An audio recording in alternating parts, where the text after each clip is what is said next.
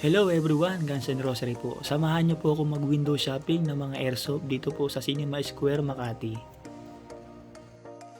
Ang mga airsoft po ay good hobby and sports. Also, pwede po itong gamitin for home defense.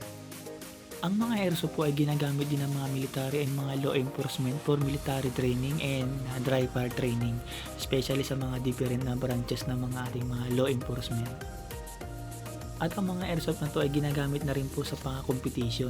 Meron po tayong mga international shooting competition at meron po tayong local competition.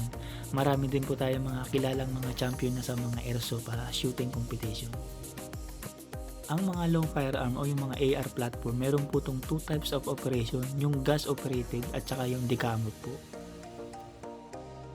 Okay, marami din po sila ditong mga accessories, shooting target, mga magazine, and yung mga gear na ginagamit sa mga competition.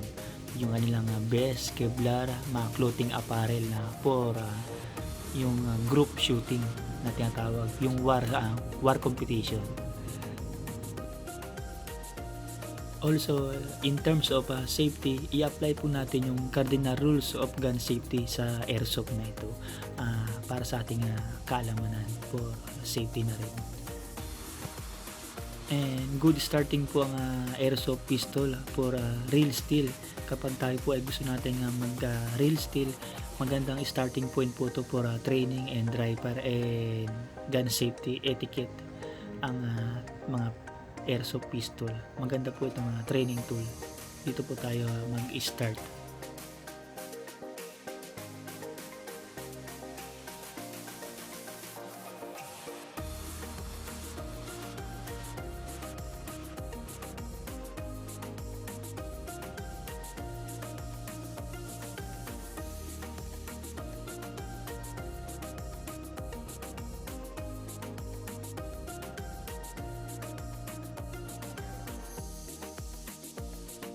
So ayun, find a hobby, mag-explore, mag-adventure, and try nyo po mag-airsoft, good for sports and self-defense din po ito, and become enthusiast sa sports ng airsoft and EDC.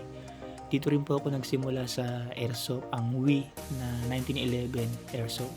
And please consider to like and follow sa ating page and channel. Stay safe po. God bless.